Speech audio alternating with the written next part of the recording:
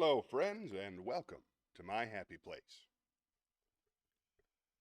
Let's do some vocal exercises, shall we?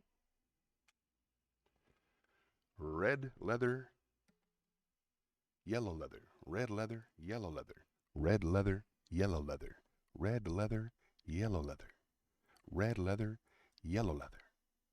Toy boat, toy boat, toy boat, toy boat, toy boat, toy boat, toy boat, toy boat.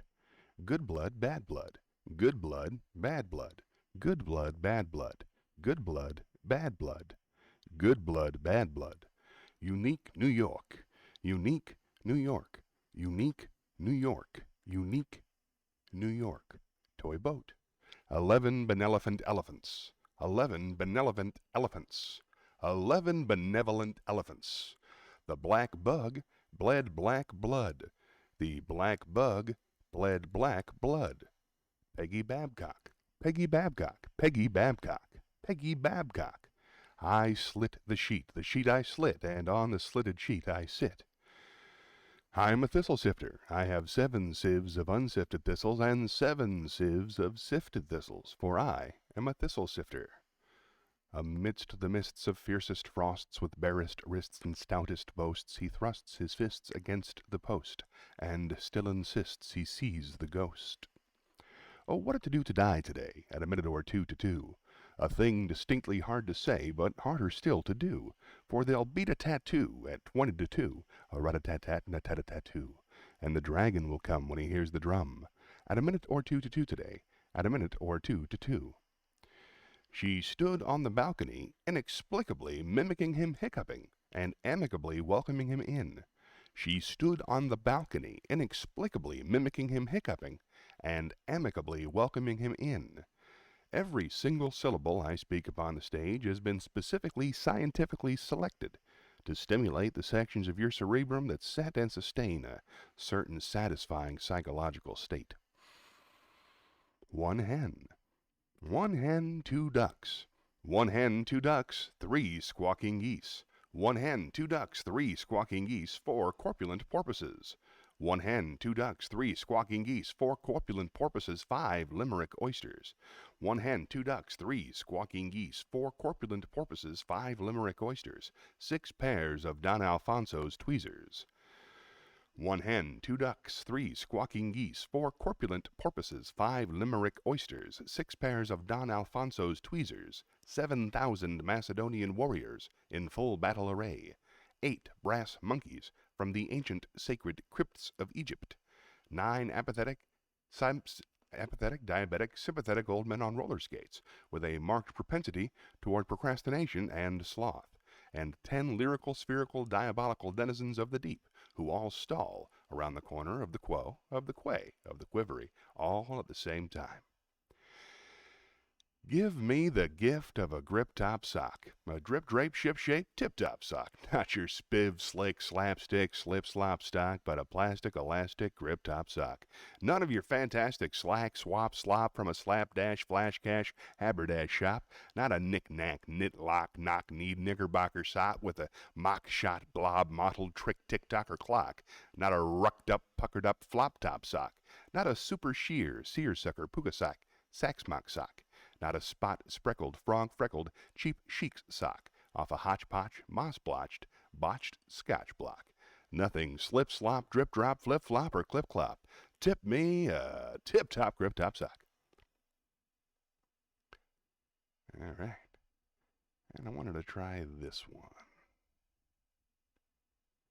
Fruit float. Major Roger rejects gadgets for a major magic agent. Now there's not enough time. Only 30 seconds. I'll have to do it privately later on. Here we go. Can you still hear me, folks? Excellent. Let's pour ourselves a cup of coffee and make some magic. What do you say?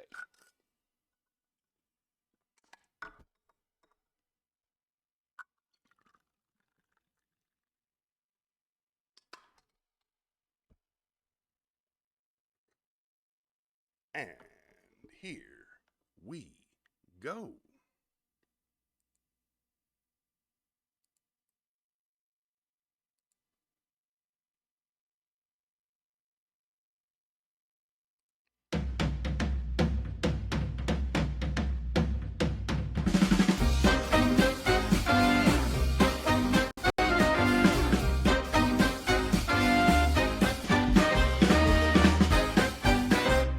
Good morning, world, and welcome to Johnny Millwater's Happy Place.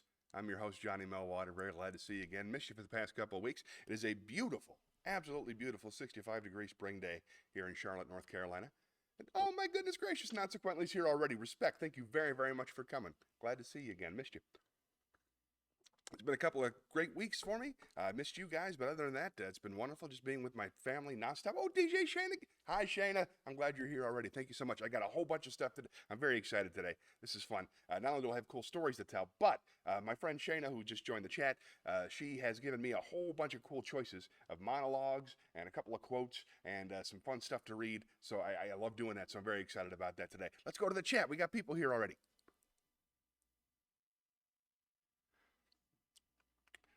Shayna says that she missed me the past couple of weeks. I missed you too. I kind of left everybody on read and disappeared for a couple of weeks just to see who would notice. And mostly it was you, Shayna. So thank you very, very much for caring that I was gone. It meant a lot to me. And consequently, it is always a pleasure to see you. Thank you for coming back. I'll tell you everything that went on pretty soon. Everybody knows each other, right? DJ, you know that consequently is our friend Julia from the other chat who lives up in Connecticut. So you don't have to tell her about your shows, but she's a wonderful, wonderful listening, kind person. So she's great to talk to. There we go. I'll tell you what, I'll let you guys catch up. We got lots of fun stuff to read. Why don't we start the show right away? Spin the wheel.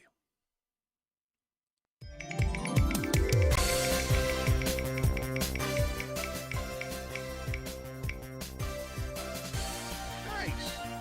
All right. Started off with some class. Let's go down to the Shakespeare stage.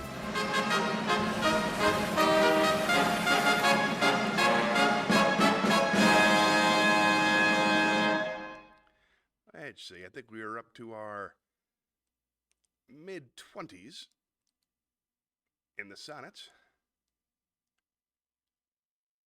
All right, this looks like, no, that's too far. Let's do something in the 20s. Let's do 29. That's the last one of the 20s. I figured that out myself. Here we go. 29. Oh, wait, this is my favorite one. This is my favorite sonnet. I actually know this one by heart. I love this sonnet.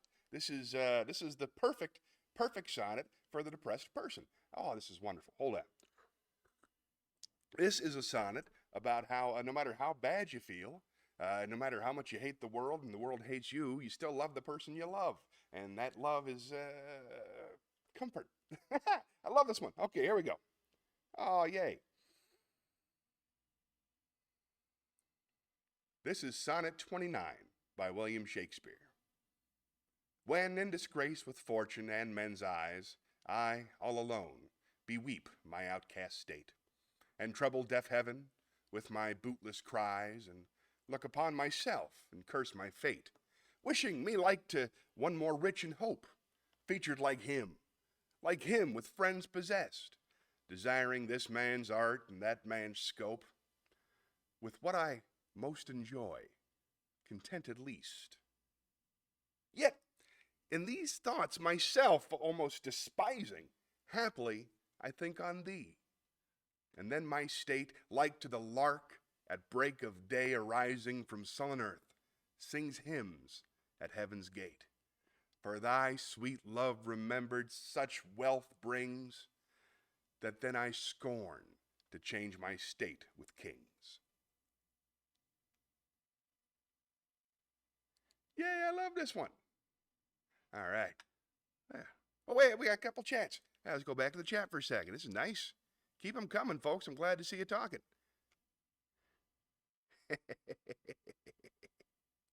Let's see. Do you know Johnny in real life, or did you find him on Twitch? That's a good question. And I'll tell you, I used to do, remember when Shayna actually worked with me on the show, on the Butch Hacker Smith Saves America show near the end. She worked on that, and as I was developing that character and trying to work on things that I could do on my own just to see how it would work, I started a Twitch stream that was this Twitch stream before I changed the name. That was all Butch, and it was Butch reading poetry and Butch singing songs and just me trying to gain confidence. And consequently just came in, picked it at random, was kind enough to stay and watch. I think 30 or 40 or 50 people probably stuck their head in, but she was the only one who kept coming back. So she means a lot to me. Thank you, Julia. I appreciate you. Next up, somebody said, excuse my typos, always. Don't give it a second thought. Like my curly hair. Thank you very much. It's coming in nice. It ought to get pretty fun.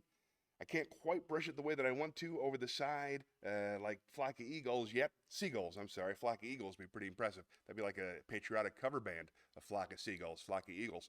But flock of seagulls with the glasses. I got these little ground glass here. I'll show you this because Julia might care. There you go. These are my new frames. I wanted to get little tiny frames that were just the size of my eye, no bigger. See how that kind of slenderizes the face? And then that, with the curls, I got kind of a mad professor thing going on this year, and that's going to be awesome until next year when it's all brushed very specifically, but still very long. And thank you for giving me the opportunity to talk about myself at such length. All right, here's some more. Sunning it up. Dad hasn't arrived yet. Since 2021. I can't believe it's been that long either. Wow, I've been doing this a long, long time. Well, it feels like a long time, but only because you're in it together. Thanks. The highlights about my trip, definitely. I'm going to do that. I'm going to wait till Dad comes in if I can, so I don't have to say it class. You got round glasses? I would love to see a picture of you in your round glasses. My wife just got her very first eye exam, so she's going to start wearing glasses pretty soon, which I am psyched about because that is a look that I am very much into. I like ladies with glasses. So, and to be married to one makes it a lot more convenient to like ladies with glasses. Now, DJ Shenanigans, I like how you keep switching your luck up sometimes. Keeps things interesting. I'm a big Doctor Who fan, and my theory is that once a year, you should regenerate. You should become a different version of yourself. So that's what I do. At least once a year, I try to change the hair and the glasses, and everything else stays exactly the same. Julie, you probably don't know this. When I'm not streaming, I wear the exact same outfit every day. I have 7 copies of the same outfit. Dickies work shirt, blue. Dickies work pants, black socks. I got lots and lots and lots of copies of that, and that's all I wear, so I don't have to pick out what to wear unless I'm performing, and then I do a suit, and here on the stream, I wear the black undershirt that I wear underneath the blue Dickies shirt. So, interesting things. I hope. All right, DJ, thank you so much, Shayna. All right, let's keep it moving. Let's spin the wheel. All right, ran out of things to say. Here we go.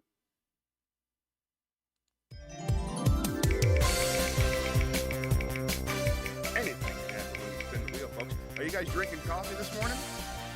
What kind of coffee are you drinking, and are you enjoying it? I'm always curious. I myself am drinking 8 o'clock coffee, my last bag. Let's go down to the pros room. All right. Our first request of the day. I am very excited to read a piece from one of my favorite authors, Chuck Palahniuk. Good luck spelling that. Go ahead, I'll do it for you. Chuckpalahniuk. Double check that with the book on the shelf, Johnny, because it might not be right when I go back later. This is one of my favorite books, and a request from one of my favorite people. This is a request from Shayna. This is for you. This is Beginning of Fight Club by Chuck Palahniuk. You are not your job. You are not how much you have in the bank. You are not the contents of your wallet. You are not your khakis. You are not a beautiful and unique snowflake. What happens first is you can't sleep. What happens then is there's a gun in your mouth. And what happens next is you meet Tyler Durden. Let me tell you about Tyler. He had a plan. In Tyler, we trusted.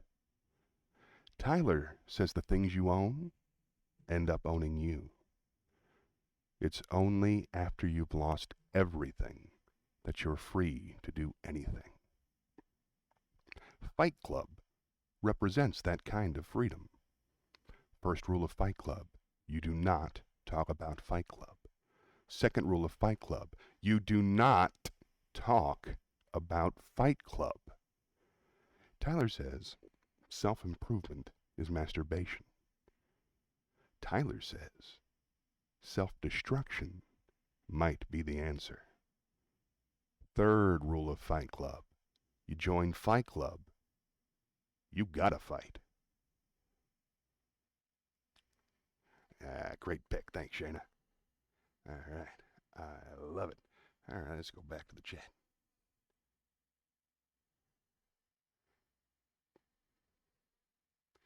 Now, Shayna had something to say. Shayna said, I love Debbie's long hair too. And her mini-me, Charlotte Rose, has beautiful hair too. That is so true. They're both so cute. Debbie, you haven't seen her yet, but Debbie, for the last year, 2 years, she's been rocking this wonderful natural look with the beautiful gray streaks and a little bit of puffiness and just gorgeous. I love that look so much, the natural look.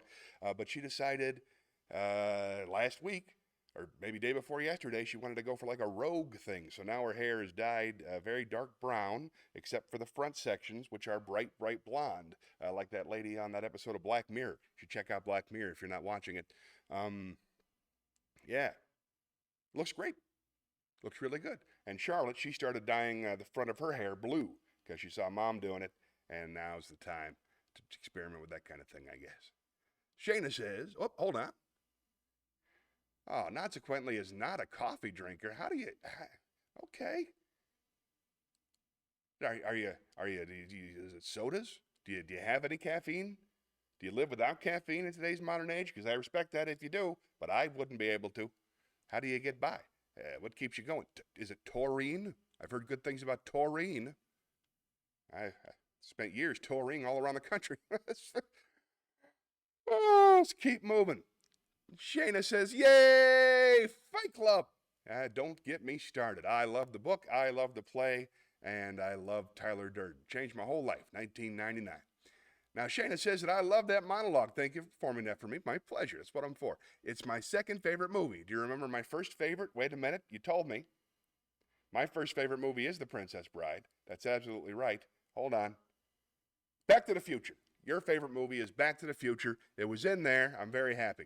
Now, Shayna says, I love that look. The actress from that Black Mirror episode was Alexis Axter from Schitt's Creek. That's right. And we just started Schitt's Creek, my son and I. I figured he's just now old enough to start appreciating about how people love each other. It's great. It's really, really great. I love that show. Yes, I do not have a great memory at all. I just care about you. That's all. My memory is problematic at best. But I remember. Okay. Because I care. Oh, consequently, she says, now I don't usually have coffee. That's fine. Sometimes tea if I need to. Very metropolitan, very European. Gotta admire that. It's just that I can't tell the difference between the smell of coffee and the smell of shit. My brain is broken. I think you started off with the wrong coffee. Were you in the Army? And then finally, DJ Shayna says, does Orion know that shit is actually not spelled like shit? Yes, he does. He saw the opening credits. Yeah, he gets it. Okay. Yeah, keep them coming. This is fantastic. Let's spin the wheel.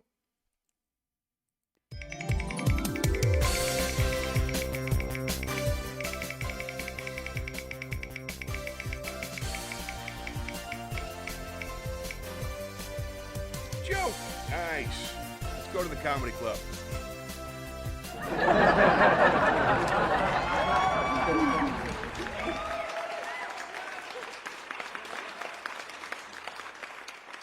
I went through a big long list of dad jokes today, and I picked out a few new ones for you, so I'm excited. This is one of my favorites. Here we go. Why did the Scarecrow win an award? Because he was outstanding in his field. He was outstanding in his... Let's spin the wheel.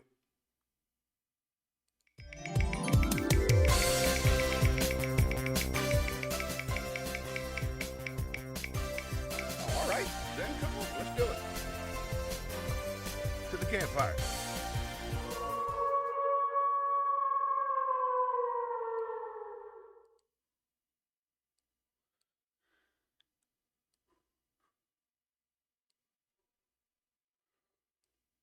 Oh, sorry, didn't realize you were ready. Okay, let's see.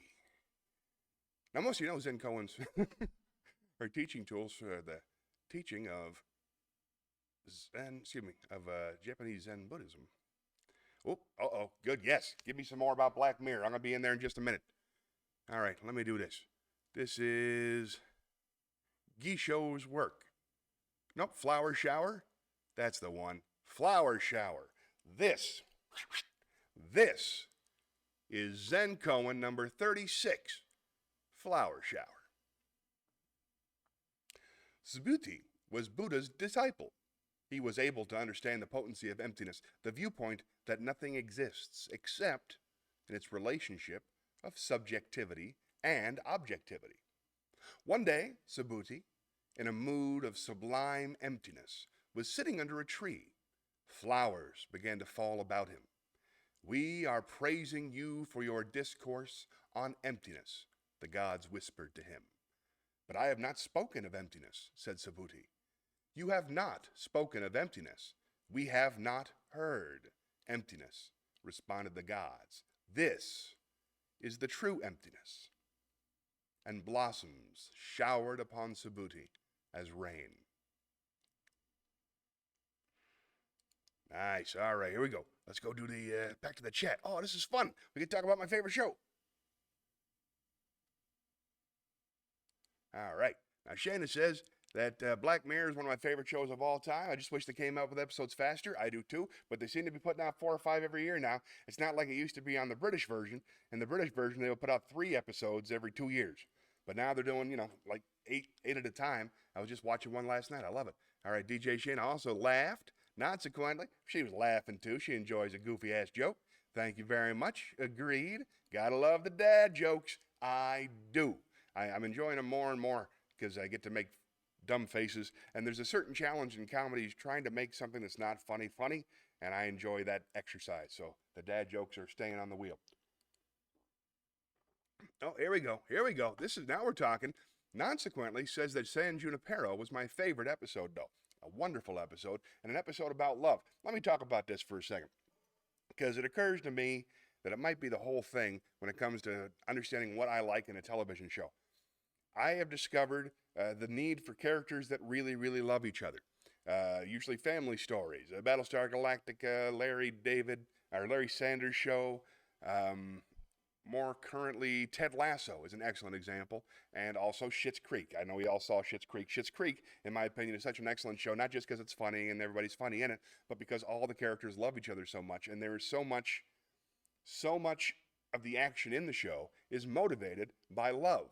And I really enjoy having that in my heart and on my TV. So San Junipero was a love story, a beautiful, beautiful love story, and one of the few happy stories on that at the very end it's sad, but isn't that the truth for everything? But a wonderful episode. San Junipero. And Nosedive was fantastic too. Nosedive was prescient, ahead of the game. Dallas Howard, I just love Dallas Howard. I think she's fantastic. She was just recently in that really, truly, truly terrible film Argyle, which I recommend you watch on Apple Plus if you can, because there is no need or possibility for me to describe it. All right. Nosedive was excellent. She was fantastic in it, vulnerable and trying too hard and sweet and complicated and wonderful. I really, really, really enjoyed that episode. Sort of asking us right to our face, what do we really value? I love that. Shayna also said she liked the episode where the dead husband was able to be recreated into a robot. Yep. It seems so real, and that is closer than ever. It is already possible now to have the first program they had in there was the chat that you could have with the person that scans through all their old texts and figures out their voice. That AI exists now, which is terrifying. And the robot will probably start with pets and then with people within your lifetime. So I look forward to seeing that. Let's see.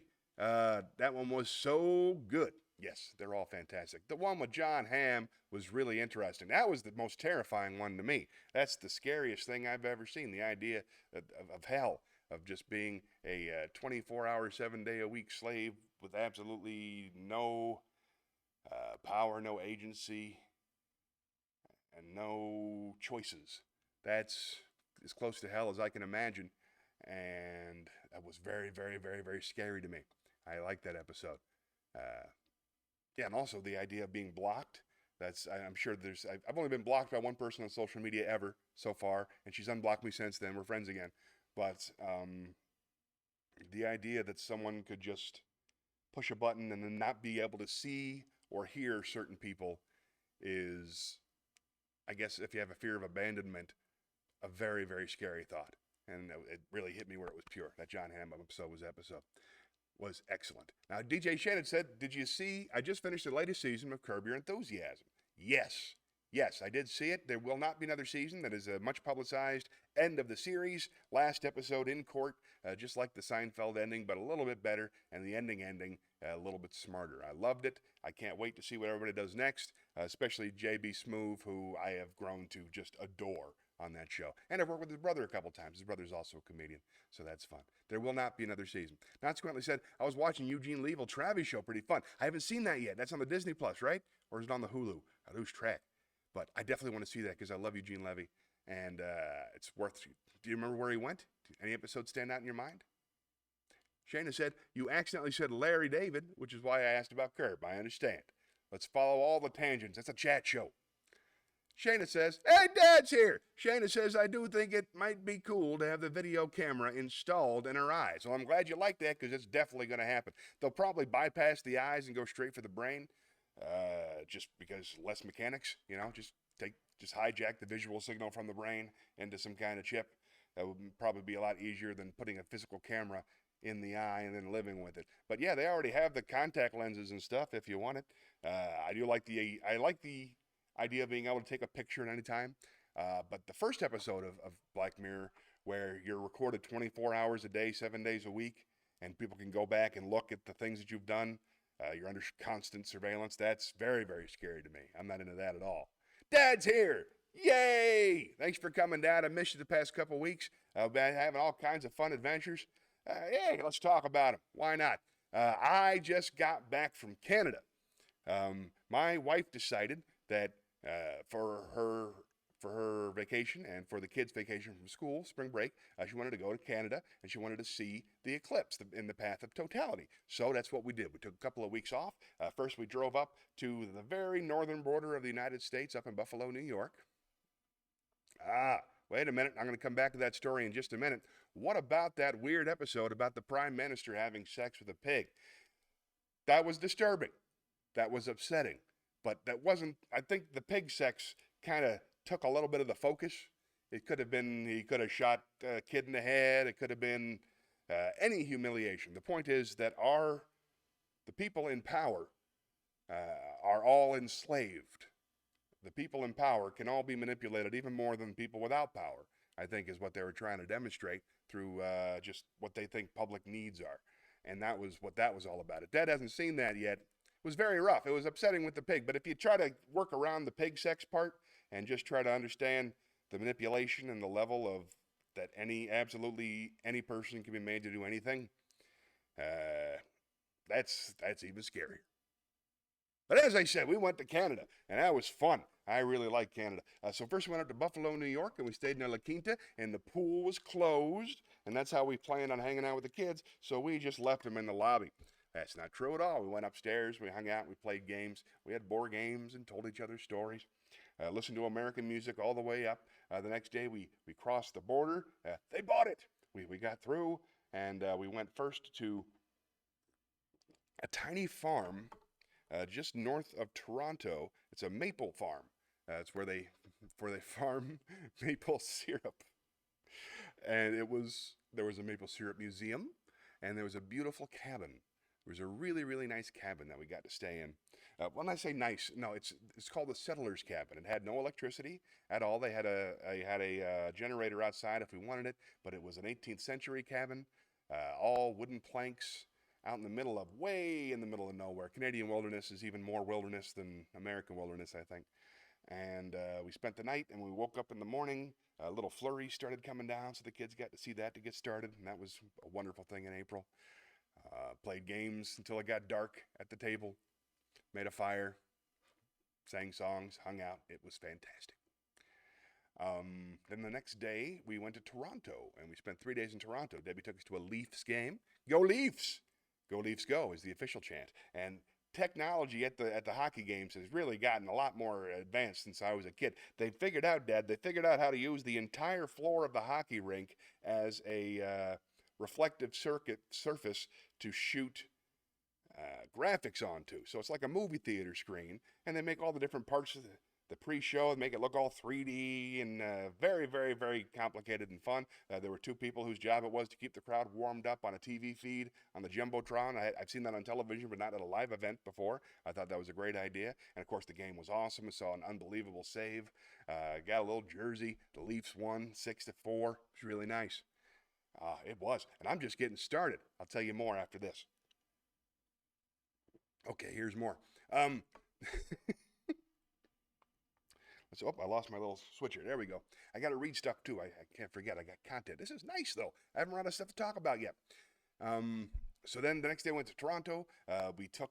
Let me tell you this. Okay, we went to Canada, right? All right. So naturally, my thought when I go to Canada is, I hope I see the kids in the hall. I'm just hoping that I'm just keeping an eye out for Dave Foley out of the corner of my eye at all times. For those of you who don't know, The Kids in the Hall is a television show in the 1990s. It was sketch comedy, 5 goofy guys from Canada that replayed on Comedy Central all during my college years. And I've seen every episode 9, 10 times. I'm a huge, huge, huge fan of these 5 Canadian guys.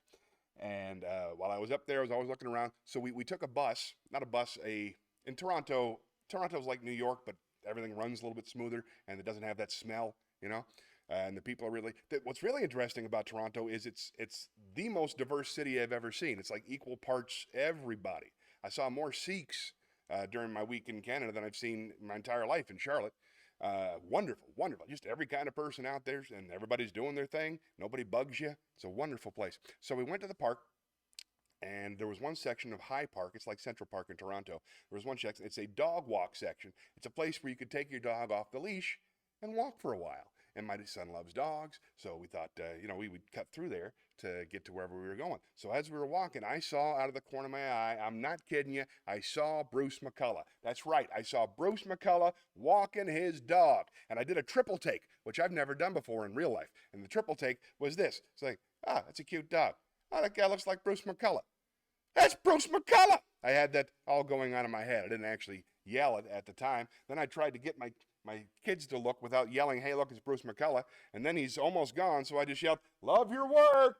And he said, thank you, in a very distinctive, obviously Bruce McCullough voice. I manifested a kid in the hall. There's only 5 of them in the whole world, and I saw one of them at the park, at High Park, and I felt very, very lucky the whole day. The whole trip was just full of great luck. Every time we went to take public transportation, it showed up right when we got there. The weather was lovely. The people were great. Our team won. Fantastic. So I got to see Bruce McCullough. That's right. That's right. That's right. Flying Pig. I got to see him walking his dog. So that was pretty exciting for me. Okay. So then, we went to Hyde Park. We went to a zoo. We saw capybaras, and we saw llamas, and we saw emus. But they don't call it a zoo. They call it an animal display because Canadians are cool. And saw a bear. Saw a couple moose. It was really fun. Then we went back to the hotel. And we saw the tower. There's a big whole huge tower in Toronto. So we went up there and we had lunch and we saw the whole city all the way around 360. It was kind of gray that day, but it was still fun to watch. There's a whole lot. I'll come back to it. I tell you what, we got a few. When I try to convince people to watch Black Mirror, I don't encourage them to watch the episode first because it might be a turnoff. I completely understand. It's the same thing with Charles Palahniuk's book Haunted. The entire book is absolutely amazing, but the first story is so graphically repellent and abhorrent to read. I tell people to skip that one if they're going to read it. It was a super nice trip. Oh, yes, I'm so glad you're into Kids in the Hall. I love Kids in the Hall, and I've watched all their stuff again since I got home. The Eradicator. I met him personally. That was fun. The Millwaters, we did have a fantastic trip. Thank you. And there's more. I tell you what. Let's go spin the wheel, and then we'll come back and I'll tell you more about the trip. Let's see.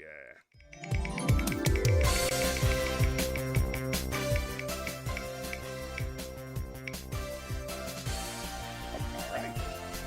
Let's head into the acapella library.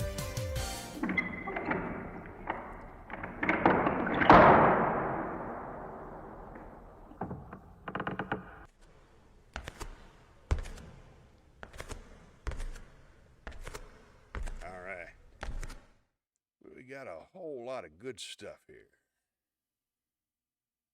I'll tell you more about it in just a little bit. I threw some Bob Dylan on there. We'll do that in a bit. But I wanted to do something Canadian. So let's do Just a Toy by the Bare Naked Ladies. Just a Toy by the Bare Naked Ladies. Here we go. Now, for those of you who are not familiar with this song, oh, what? I don't need that. For those of you who aren't familiar with this song, this is a brilliant song written from the perspective of a puppet that was created by Geppetto, that was brought to life but not given the ability to move. So it has consciousness but no agency, and he has to sit and sort of hang on a hook and watch as Geppetto brings another toy to life and loves it. So the one who's just sitting there kind of goes crazy with envy. So I hope you enjoy it. This is called Just a Toy by the Bare Naked Ladies. Look at my mouth, a thin painted line. Look at my limbs, bent up and bundled in twine, forever, ever mine. Form of a tree, shape of a child. I wish I could cry, stuck in a permanent smile, forever, ever mine. I know you must have loved me sometime, but now I'm just a toy. I know you must have loved me sometime. First there was me, nothing but time, till he came along. You told me you'd always be mine, forever, ever mine. Look at his face, somewhat like mine, but look at his nose. You can always be sure that he's lying, forever, ever mine. I know you must have loved me sometime, but now I'm just a toy. I know you must have loved me sometime, but now I'm just a toy who needs you, a boy to be who needs to be better than him, worthy of you. Given the chance that he had, I know what I'd do, forever, ever mine. I call him liar, you call him son. If I could move, I'd set him on fire and I'd run, forever and forever. I know you must have loved me sometime, but now I'm just a toy. I know you must have loved me sometime, but now I'm just a toy. Love that song. All right, back to the chat.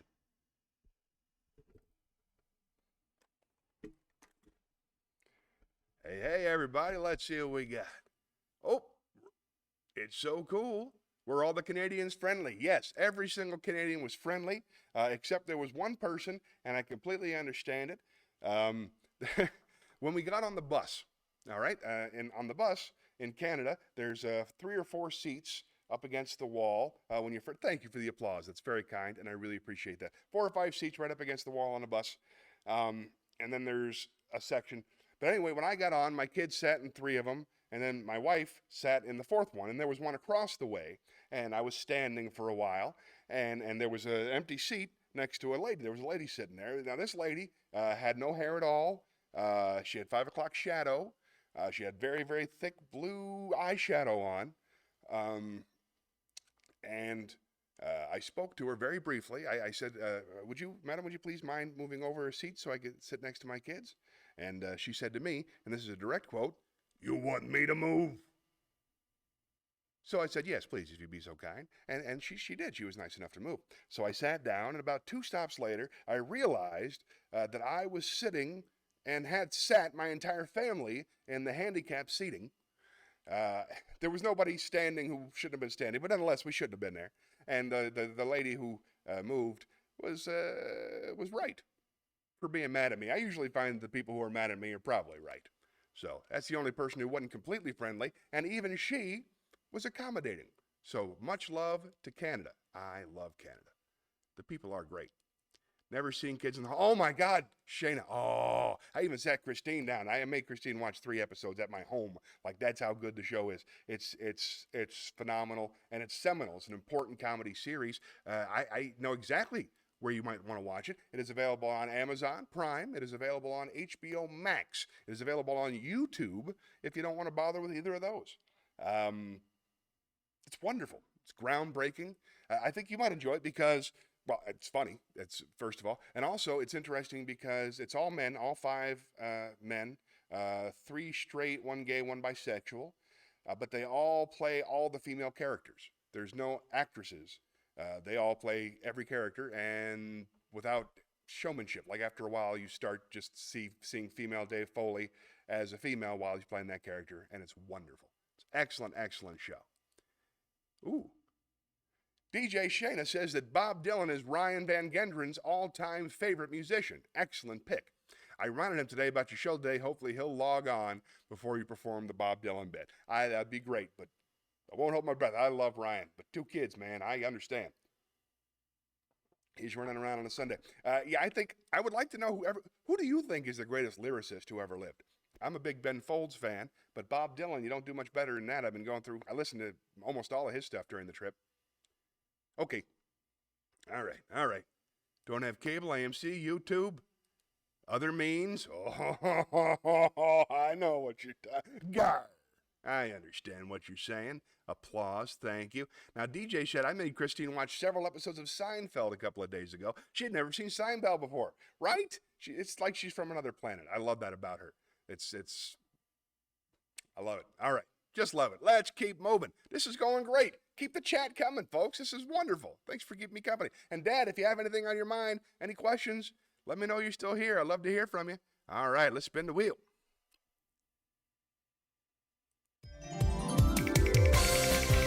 Anything can happen when you spin the wheel. Nice. Oh, monologues. Cool. I got one for this, too. Hold on. Let's go down to the feed.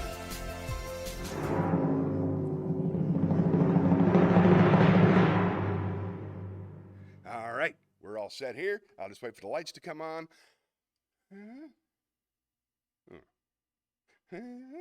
There we go. All right. I am happy because Shayna has been kind enough, a lot younger than us, so it makes sense. No, I completely understand.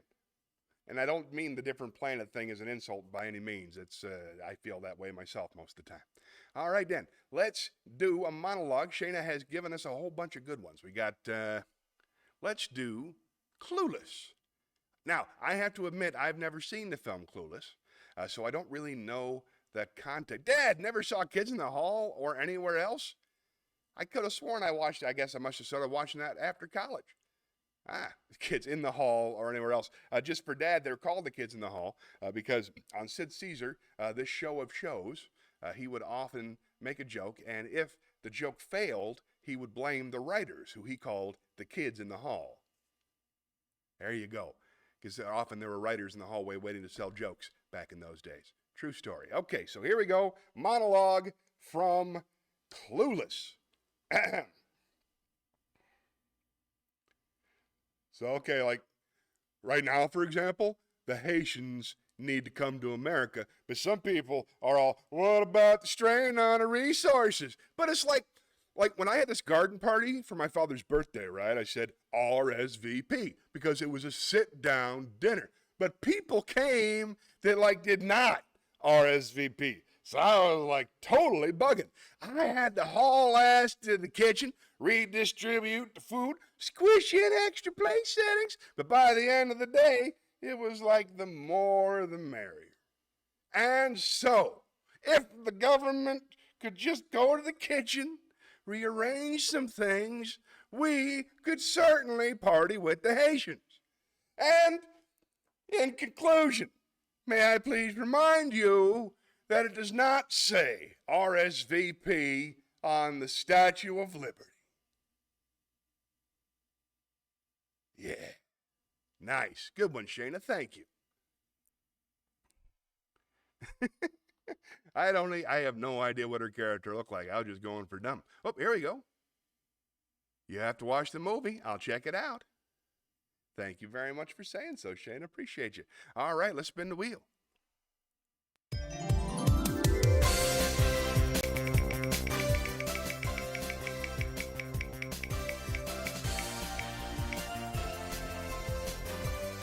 wisdom. Nice. Always got some more wisdom. Let's lay down some wisdom.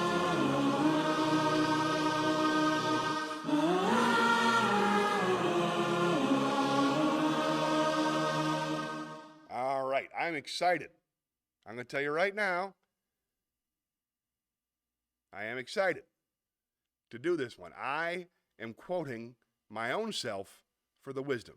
For the very first time, I said something in a diner on the trip that I wrote down and I thought was profound, and I don't think anybody else has said it yet.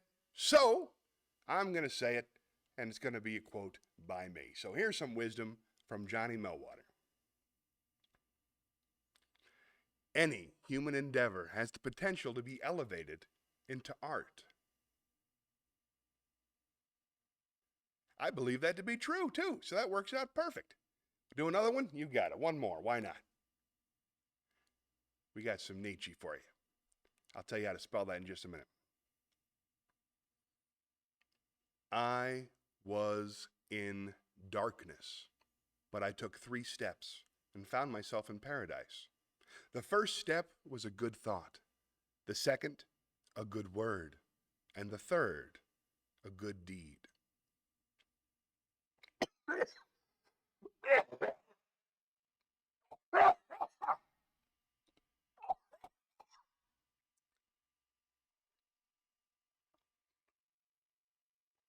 I believe that last part was Socrates. But the most of the quote was Nietzsche. Wow, okay. Woo! Did not expect that. Might be a little bit under the weather today. Let's see if there's anything going on in the chat. I'm okay. I am okay. Just moved, apparently. All right, let's try it again. What do you say? We spin the wheel. Whew.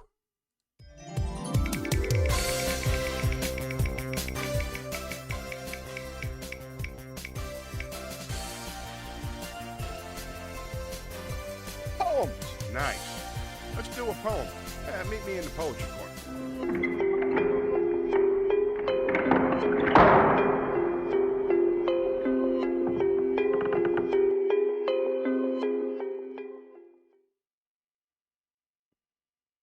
Let's do that. The Few by Edgar Albert Guest. It is probably some Canadian disease. I hear they're like 20% more contagious. All right. Plus, everybody hugs you. That's not true at all. Here we go. This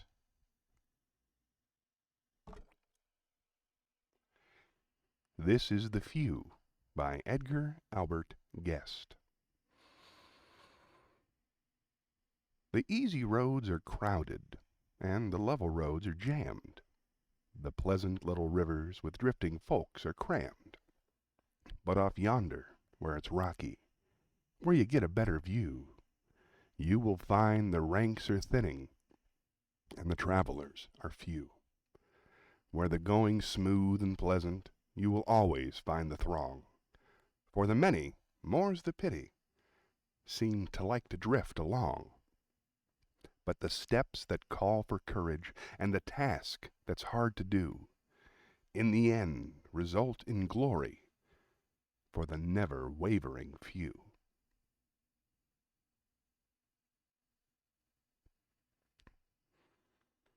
Nice. Let's spin the wheel. Oh wait, no, we got some chat. Let's go spin the wheel. No, chat.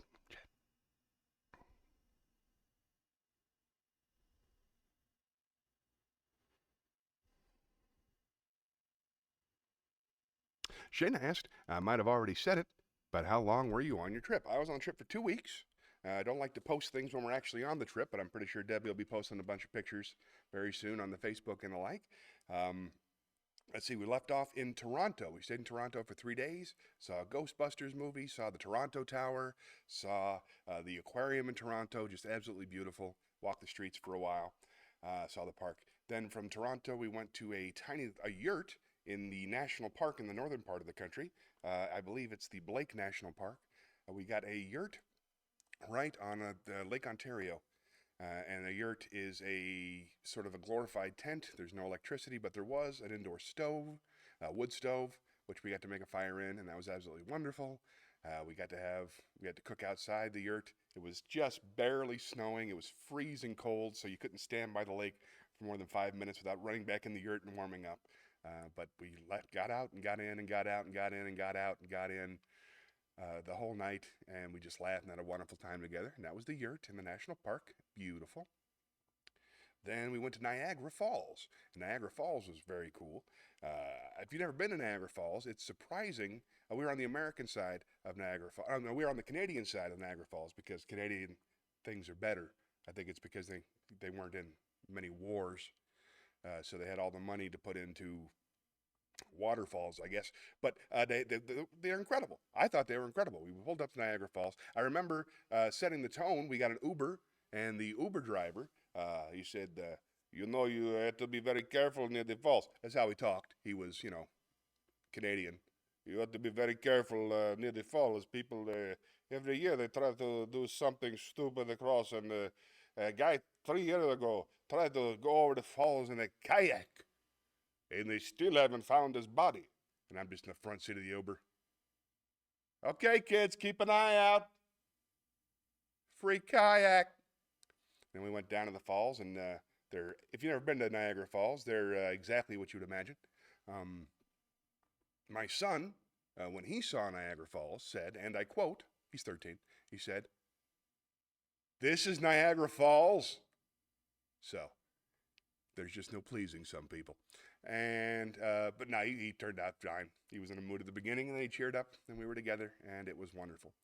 The amazing thing about Niagara Falls is you're always one step away from death. The railing's about yay high, and I don't know if you have suicidal tendencies like I do, but I immediately thought how long it would take for me to jump over and how long I would die, where I would land, things like that, what I would say, probably like, make sure the taxi driver tells people about me. Ooh, a kayak. Thud. But that's neither here nor there. All right. Enough of that foolishness. Oh, and DJ Shayna. It is dark, but that's the brand. Sorry. I bet the kids love missing school. They really did. They really did enjoy it. Let's see. So also Niagara Falls has gotten really, really commercial. It's creepy. It's like Gatlinburg, Tennessee. It's this beautiful natural waterfall, and then like a block from it, it's a carnival. It's got a Ferris wheel. It's got a Frankenstein castle. It's got a Dracula castle, and it's got a zombie 6D experience. A zombie not 3, 6, maybe the 50s. It was 3D. This is 6D. That means you can see the zombies. You can hear the zombies. You could, I think they bite you sometimes. You get out of breath. That's 5. I think you yourself become a zombie. That's 6. It's bad. It's bad. And a natural progression. I mean, when you're a businessman, you look at a beautiful waterfall and you think, hey, 60 zombies. Let's make it happen. But they also had go-karts, and we all rode the go-karts, and that was super fun. So Niagara Falls was actually a lovely trip. Just a little Gatlinburgy for my taste. But enough about me. Let's spin the wheel. See what we got.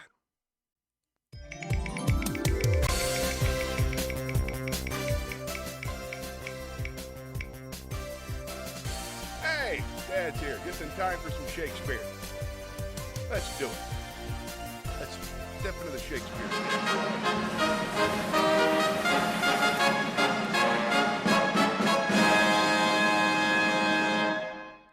All right, we're here. We had just done a sonnet, so Gatlinburgy, I think you know what I mean, right? It's a little bit Myrtle Beach for my taste. You understand what I'm saying? I think you do. Let's do Blow, Blow, Thou Winter Wind. This is by William Shakespeare. Blow, Blow, Thou Winter Wind by William Shakespeare. Blow, blow, thou winter wind. Thou art not so unkind as man's ingratitude. Thy tooth is not so keen, because thou art not seen, although thy breath be rude. Hey ho, sing hey ho, under the green holly. Most friendship if feigning, most loving mere folly. Then hey ho the holly, this life is most jolly. Freeze, freeze, thou bitter sky, that does not bite so nigh as benefits forgot. Though thou the waters warp, thy sting not so sharp as a friend remembered not. Hi ho, sing, hi ho, under the green holly. Most friendship is feigning, most loving mere folly. Then hey ho the holly, this life is most jolly. That's a bit of a change for old Bill. All right, let's spin the wheel.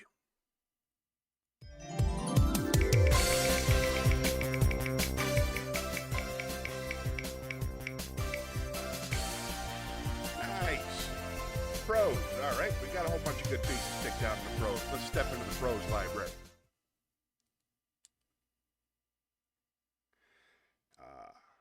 Here we go. Let's see. Oh, here we go. Despite how touristy and commercial it is, would you recommend everybody visit it? Well, there's nothing else like it in the world. Yeah, I would.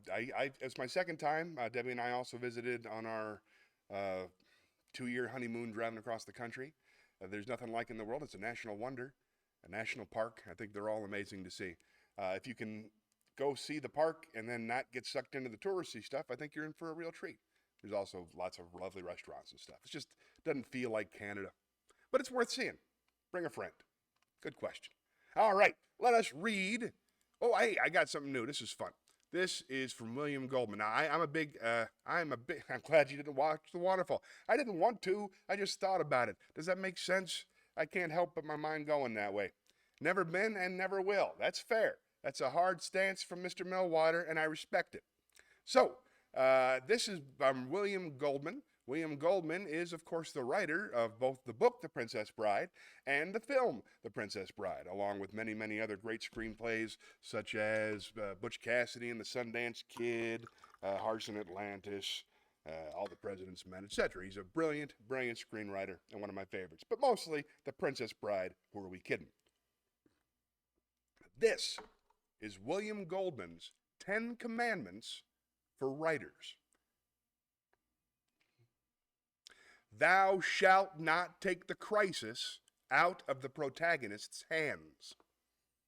Thou shalt not make life easy for the protagonist. Thou shalt not give exposition for exposition's sake. Thou shalt not use false mystery or cheap surprise. Thou shalt respect thy audience. Thou shalt know thy world as God knows this one. Thou shalt not complicate when complexity is better.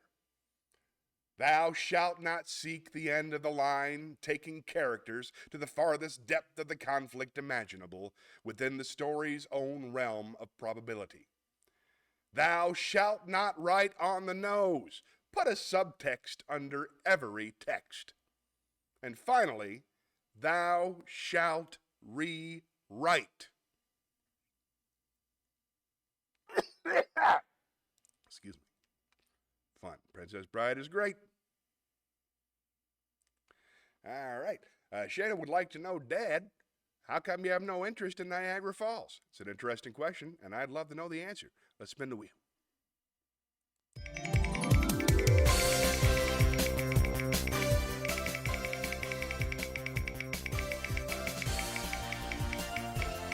Yay!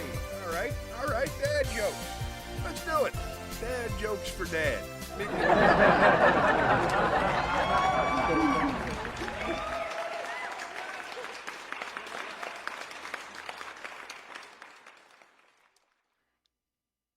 What do clouds wear beneath their pants? Thunderwear.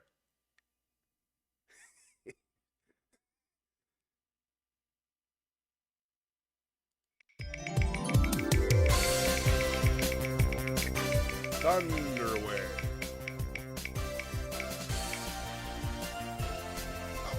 Zen Cohen. Meet me at the campfire. Pretty different, though.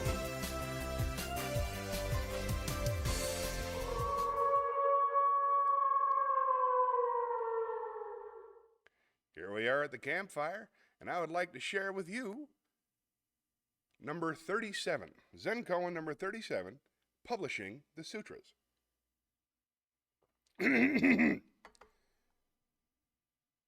Tetsujin, a devotee of Zen in Japan, decided to publish the sutras, which at that time were available only in Chinese.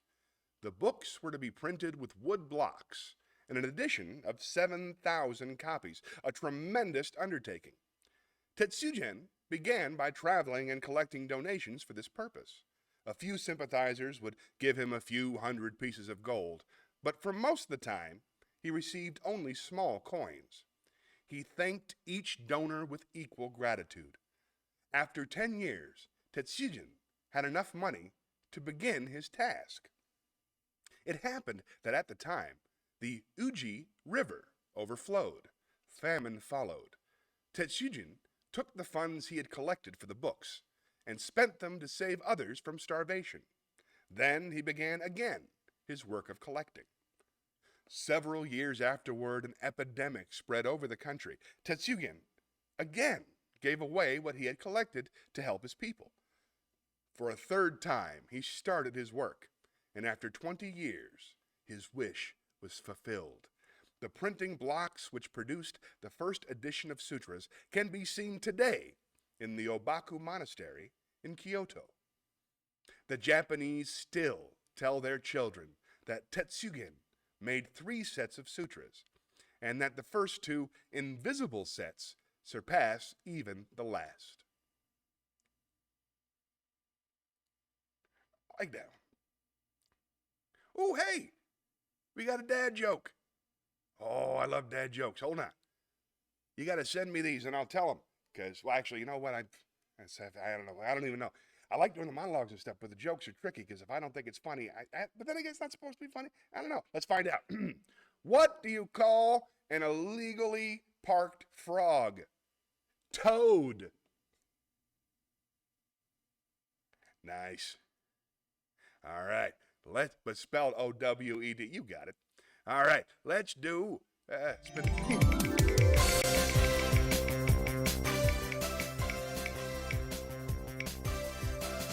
Let's do another song. Ryan, are you here yet? I like. Ryan's got great taste in music. Not only does he love Bob Dylan, who's like, how did I know? I figured it out.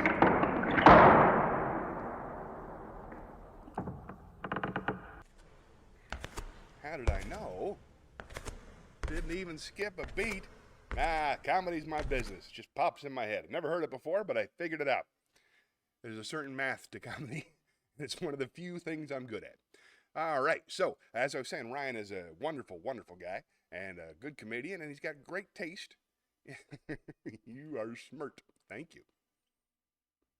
So let's see. Sucks. I don't have any dad jokes. That does suck. You told me one a couple weeks ago. I told that one. Then why is the light on in the kitchen? That was a dad joke. All right. Let's do, wow. I got a lot of Ben Folds because I really, really like them. All right. Let's do we do Evaporated yet? No. We already did Evaporated. Call and Answer. Philosophy. Thank you for breaking my heart. Let's do Philosophy by Ben Folds 5.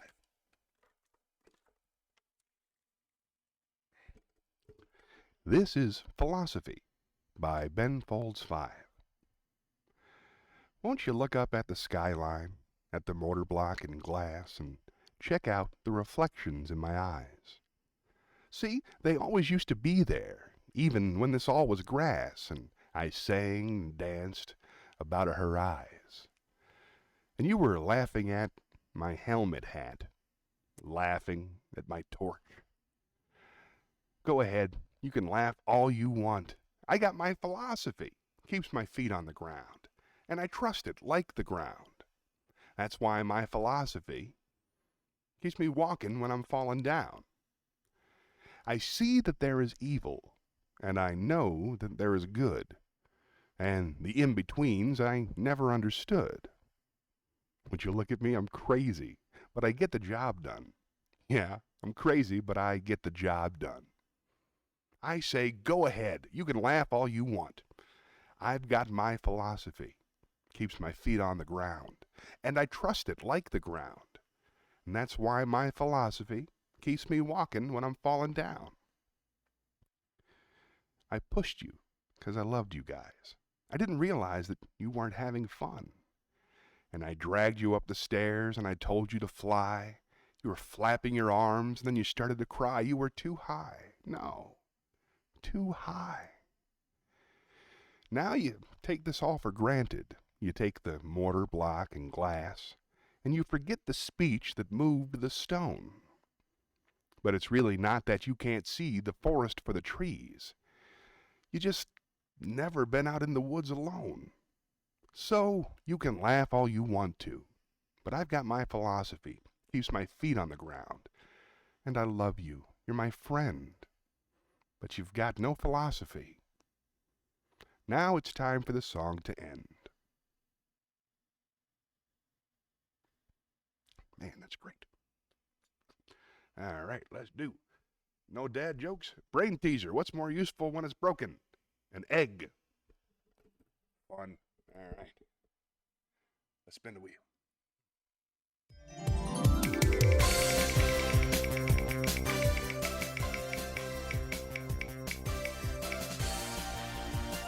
Monologue. Nice. Meet me in the theater. Okay, this is exciting. This is also from Shayna. Thank you, Shayna. I'm going to do this one with the headphones on because it's in the form of a letter, and I want to use my fancy voice. Many of you are fans, I'm sure, of the John Carpenter classic, The Thing. This is not from The Thing, but I just like John Carpenter. And I meant to say the name of the director of Breakfast Club, which is, he also directed Pretty in Pink and Ferris Bueller's Day Off. He is, it's a trivia question. That's what's going on. Hey, can you, I knew the whole time, can you name who directed Ferris Bueller's Day Off and The Breakfast Club? Hughes, John Hughes. Wait till I break into my house and look at this sheet of paper where I wrote down all the brain teasers. John Hughes. Yeah, got it. Answered my own question. He's great. This is by John Hughes. No, I did not break into your house. How creepy. No, I did not break into your house and look at your brain teasers. I just have been doing the stream for a while.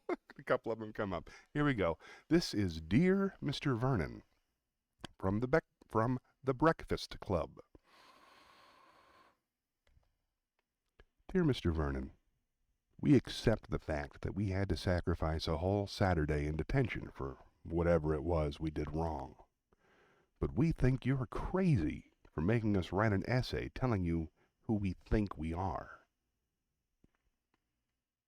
You see us as you want to see us, in the simplest terms, by the most convenient definitions. But what we found out is that each of us is a brain, and an athlete, and a basket case, a princess, and a criminal. Does that answer your question? Sincerely yours, The Breakfast Club.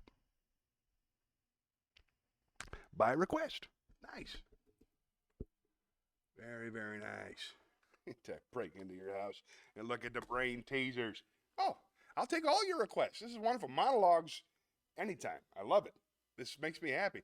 See, the whole point for me for this thing, I was hoping that the entire thing would be request driven. I was hoping to have hundreds of viewers or dozens or 10, and each one would make a request, and then I would do the request, and I would, see, I know all the poems I know, but I don't know all the poems you know. I know all the songs I know, but I know all the songs you know. So I want people to share the stuff they think is beautiful, and then I get to read it, and then I get to learn it, and that's kind of the point. So thank you. It's my pleasure. Thank you, Shannon. Thank you for your support. It wouldn't be the same without you. Thank you very, very much. All right, let's spin the wheel.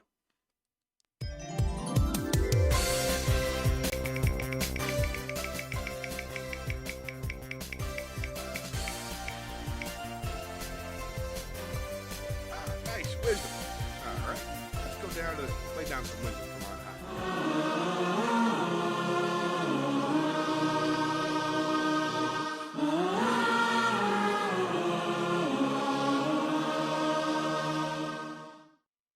I would like to read a brief clip from the Once and Future King about depression as it relates to some of us here. From the Once and Future King by the author who I will name at the end of the clip. Or if you know it, type it in there. Here we go. Hold on. 7. Let's see. The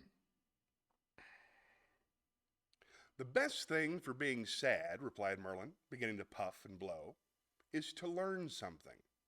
That's the only thing that never fails. You may grow old and trembling in your anatomies. You may lie awake at night listening to the disorder of your veins. You may miss your only love. You may see the world around you devastated by evil lunatics, or know your honor trampled in the sewers of baser minds. There is only one thing for it then, to learn. Learn why the world wags and what wags it.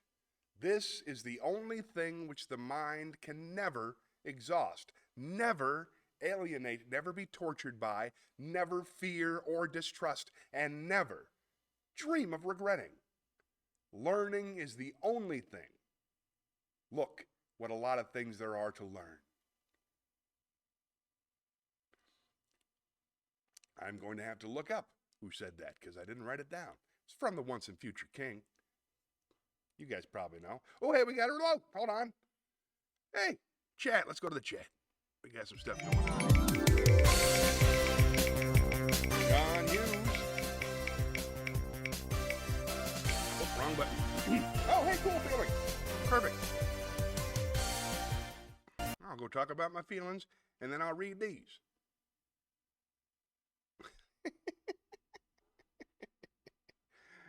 All right. First up. Let's see. Didn't type it fast enough. Thank you for taking my requests. I am an odd number. Take away a letter and I become even. What number am I? 7. The number is 7. A request from Tampa. The Raven. Next. Promise. Oh my God. Gonna change the alarm code. Here's the last one for today. We got one more, folks. How many tickles does it take to make an octopus laugh?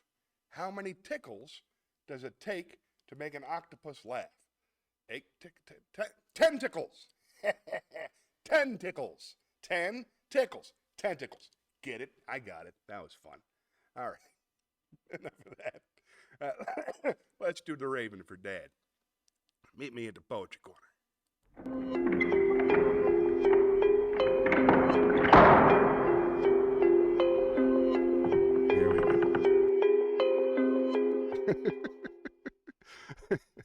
Fun. All right, this is a good one. This is probably one of the most popular poems in the history of the world, and I'm very happy to do it for Dad. Here we go. The Raven by Edgar Allan Poe. It's going to take me just a couple minutes to find it. But once I do, oh my gosh, we're going to have so much fun. Let's see. Last lines. Invictus Kubla Khan. She walks in beauty like the night. Untitled brother in the name. Memories. The cemetery advertising lullaby. But we're looking for... Whoop, there's my favorite poem. That's the Raven by Edgar Allan Poe.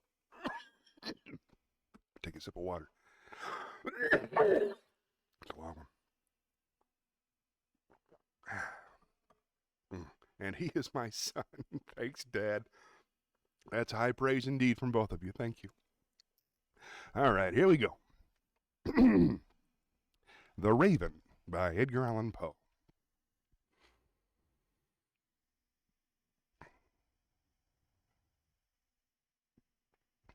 Once, upon a midnight dreary, while I pondered weak and weary over many a quaint and curious volume of forgotten lore, while I nodded nearly napping, Suddenly there came a tapping, as of someone gently rapping at my chamber door. "'Tis some visitor," I muttered, tapping at my chamber door. "Only this, and nothing more." Distinctly I remember it was in the bleak December, and each separate dying ember wrought its ghost upon the floor.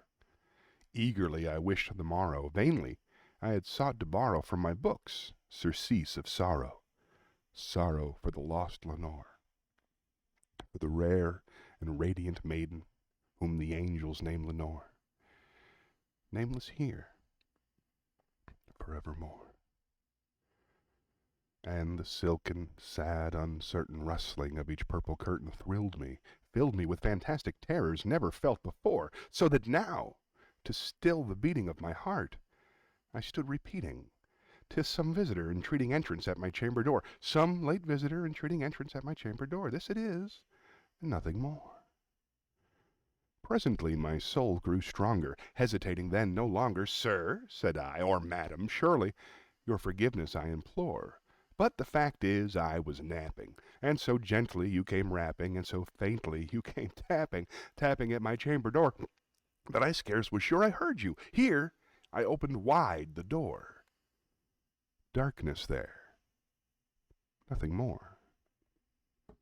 Deep into that darkness peering, long I stood there, wondering, fearing, doubting, dreaming dreams no mortal ever dared to dream before. But the silence was unbroken, and the stillness gave no token, and the only word there spoken was the whispered word, "Lenore." This I whispered, and an echo murmured back the word, "Lenore." Merely this, and nothing more. Back into the chamber turning, all my soul within me burning, soon again I heard a tapping, much louder than before. "Surely," said I, "surely that is something at my window lattice. Let me see then what thereat is, and this mystery explore. Let my heart be still a moment, and this mystery explore. 'Tis the wind, nothing more." Open here I flung the shutter, when with many a flirt and flutter in there stepped a stately raven of the saintly days of yore. Not the least obeisance made he, not a minute stopped or stayed he, but with mien of lord or lady perched above my chamber door, perched upon a bust of Pallas just above my chamber door, perched and sat, and nothing more. Then this ebony bird, beguiling my sad fancy into smiling, by the grave and stern decorum of the countenance it wore, "Though thy crest be shorn and shaven, thou," I said, "art sure no craven, ghastly, grim, and ancient raven, wandering from the nightly shore. Tell me what thy lordly name is on the night's Plutonian shore." Quoth the raven, "Nevermore." Much I marveled this ungainly fowl to hear discourse so plainly, though its answer little meaning, little relevancy bore, for we cannot help agreeing that no living human being ever yet was blessed with seeing bird above his chamber door, bird or beast upon the sculptured bust above his chamber door, with such a name as Nevermore. But the ravens, sitting lonely on the placid bust, spoke only that one word, as if his soul in that one word he did outpour. Nothing farther than he uttered, not a feather than he fluttered, till I scarcely more than muttered, "Other friends have flown before. On the morrow he will leave me, as my hopes have flown before." Then the bird said, "Nevermore." Startled at the stillness broken by reply so aptly spoken, "Doubtless," said I, "what it utters is its only stock and store, caught from some unhappy master, whom unmerciful disaster followed fast and followed faster, till its whole followed fast and followed faster, till his songs one burden bore, till the dirges of his hope that melancholy burden bore, of nevermore." But the raven, still beguiling all my fancy into smiling, straight I wheeled a cushioned seat in front of bird and bust and door. Then, upon the velvet sinking, I betook myself to linking fancy unto fancy, thinking what this ominous bird of yore, what this grim, ungainly, ghastly, gaunt, and ominous bird of yore meant in croaking, nevermore. This I sat engaged in guessing, but not a syllable expressing to the fowl whose fiery eyes now burned into my bosom's core. This and more I sat divining, with my head at ease reclining on the cushion's velvet lining that the lamplight gloated o'er, but whose velvet violet lining with the lamplight gloating o'er she shall press nevermore. Then methought the air grew denser, perfumed from an unseen censer, swung by seraphim whose footfalls tinkled on the tufted floor. Wretch, I cried, thy God hath lent thee, by these angels he hath sent thee, respite, respite, and nepenthe from my memories of Lenore. Quaff, oh, quaff this kind nepenthe, and forget this lost Lenore. Quoth the raven, nevermore. Prophet, said I, thing of evil, prophet still, if bird or devil, whether tempered tempest toss thee here ashore, desolate, yet all undaunted, on this desert land enchanted, on this home by horror haunted, tell me truly, I implore, is there balm in Gilead? Tell me, I implore. Quoth the raven, nevermore. Prophet, said I, thing of evil, prophet still, if bird or devil, by that heaven that bends above us, by that God we both adore, tell this soul, with sorrow laden, if within the distant Aden it shall clasp a sainted maiden, whose the angels name Lenore. Clasp a rare and radiant maiden, whom the angels name Lenore. Quoth the raven, nevermore. Be that word our sign of parting, bird or fiend, I shrieked, upstarting, get thee back into the tempest and the night's Plutonian shore. Leave no black plume as a token of that lie thy soul has spoken. Leave my loneliness unbroken. Quit the bust above my door. Take thy beak from out my heart, and take thy form from off my door. Quoth the raven, nevermore. And the raven, never flitting, still is sitting on the pallid bust of Pallas, just above my chamber door. And his eyes have all the seeming of a demon's that is dreaming, and the lamplight o'er him streaming throws his shadow on the floor, and my soul, from out that shadow that lies floating on the floor, shall be lifted nevermore.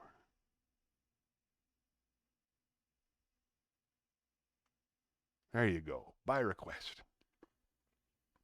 Fun. How are we doing on time? 12:15. I think we got time for the word game if you like. Let me make sure here. Did a poem, I did wisdom, did 2 monologues, 2 Zen koans. Yeah, we're set to go. Why not? Oh, you're welcome, Dad. Anytime. Anything you like to hear. My #1 fan. First and the original. I appreciate you, Dad. Thanks for coming out. All right, let's play the word game, see how it goes. It'll take me just a minute to get set up, so please be patient. Here we go. Into the video game vault.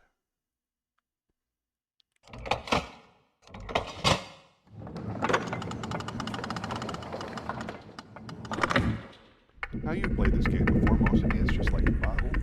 All you have to do is read the letters and try to figure out how to unscramble them. Now, I just need a few more seconds to get things going. You have to sort of do some... There we go. Nice. Almost done. Just got to get that purple box down there to be what we need it to be.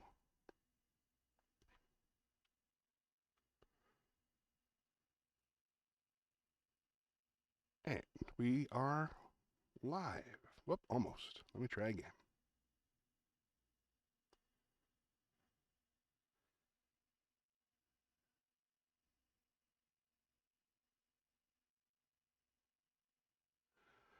Almost had it. Feel free to type in the chat. 6 times 2 is 12. All right, just like answering questions here.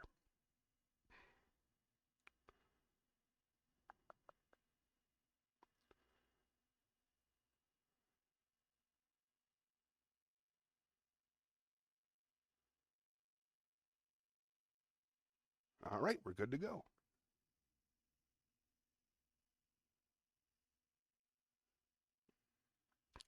Six children. Wow, no joke.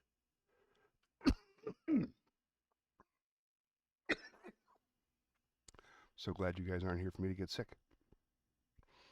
I haven't been sick in a while. It's a surprise. All right. So we're ready to play while answering the questions. Birth order. Let's see. It was Tim and Kim, Andy, Stephanie. I was fifth. I was fifth. Fifth of sixth, as far as we know. All right. Let's do this thing.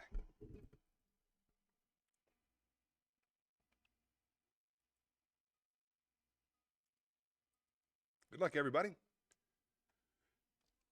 All right. Fizz effect. Fizz effect. Effects. Oh, effects. Yeah, there it is. All 7 letters. All right, we're already in the lead. Go. Remember? Okay. Coming up with the unlock. Coming up for the unlock. I'm going to do fees. More than one fee, several fees.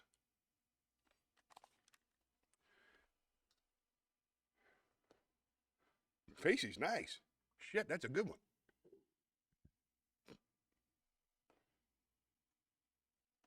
Let's see. Effect. Well, let's do the singular. Effect. Boom. Nice. Oh, we made it. We're going to the next round, folks. We are already 19 points over the minimum. I am very excited to show you. All right. Anything can happen. Oops, not in there. Feet. Feets. Effects. Feet. Oh, good. T's. Very nice. Very nice. Who got that? Was that Dad? Nope, that was Shayna again. Nascent. Pheasant. I don't know. I don't know. Want to, don't. Well, the letter F. F. E-F-F-S. There you go. More than one F. Steve? Steve? No. Steak. Effects. Feet. Did you do feet yet? You did feet. I'm going to do feet. As in feet don't fail me now. I'm not sure if it's legal or not. Let's find out. It is not. Feet's not acceptable. Nonetheless, we are 73 out of 40. Way ahead of the game. Just the two of us. Not too shabby, my friends at home. Let's try it again, Mill Watchers. We are way ahead. We can do this. Round 2. Fight. I'm in the lead with 46 points maybe. You can see it on the screen as well as I can. Here we go. Let's try again. All right. First word, use all letters if I can. Well, here. I wish they gave the answers too. That would be nice.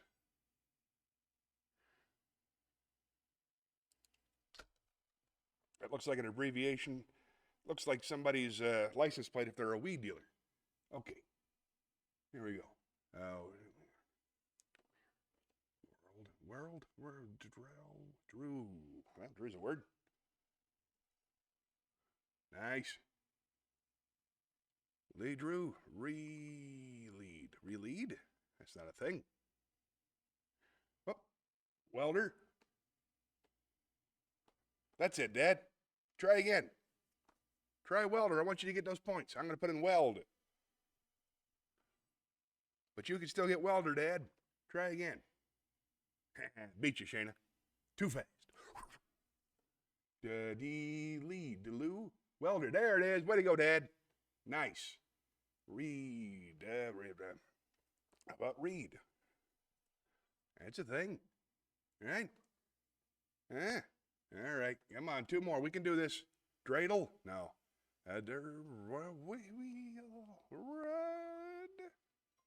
Oh, we got it. We got it. Lewd. Nice to going, Dad. Lewd. That's a word we don't get to use enough. That's fun. I've had it with your lewd speech, young lady. This is quite right, yes.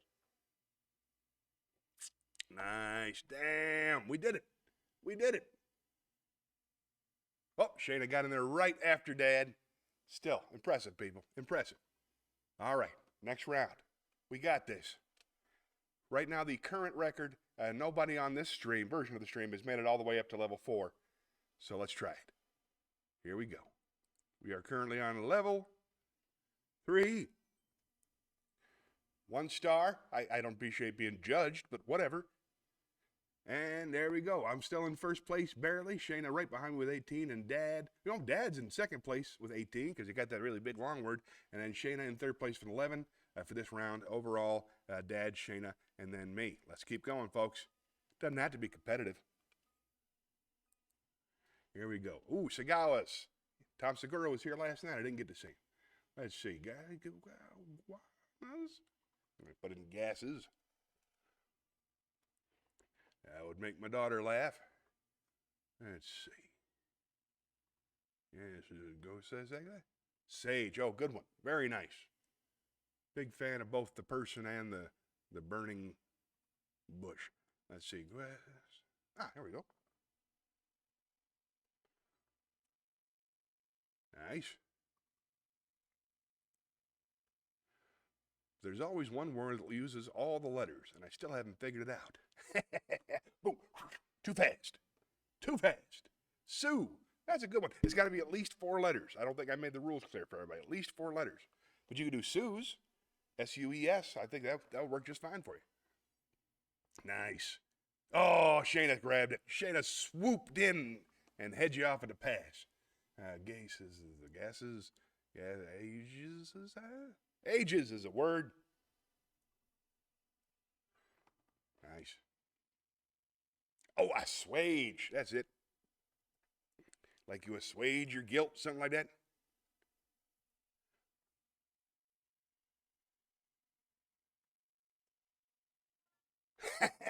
All 7 letters. I knew I could do it if I sticked with it long enough. All right, come on, guys. Nice. 10 points to go. We can do it. Sausage. Very nice. Missed that completely. Go get them. Sausage. Perfect. 10 more points. Come on, team. Go, team, go. Sages. Do you do sages? There we go. Got the plural. 4 points to go.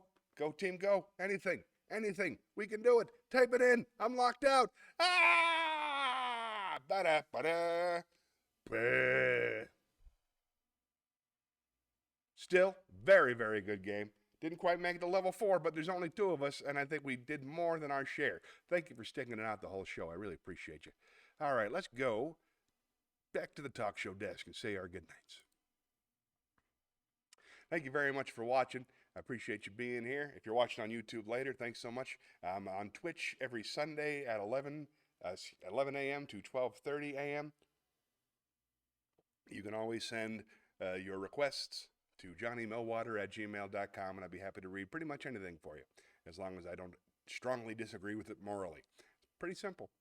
I had fun today. I needed this. I didn't know how much I missed it until I stepped away for a couple weeks, so thank you for viewing and for making it possible. Till next time, remember, there's only one way to save this country, and that's for all of us to love one another. So love yourself first, then love somebody else. Then, if you can, love everybody. That's what I'm trying to do. Sing along if you know the words. We'll meet again. Don't know where, don't know when, but I know we'll meet again some sunny day. Keep shining through just like you always do, and the blue skies will push the dark clouds far away. And would you please say hello to the folks that I know and tell them I won't be long. We'll be happy to know that as you saw me go, I was singing this song. We'll meet again, don't know where, I don't know when, but I know we'll meet again some sunny day. Thanks for watching. See you next Sunday. Bye-bye.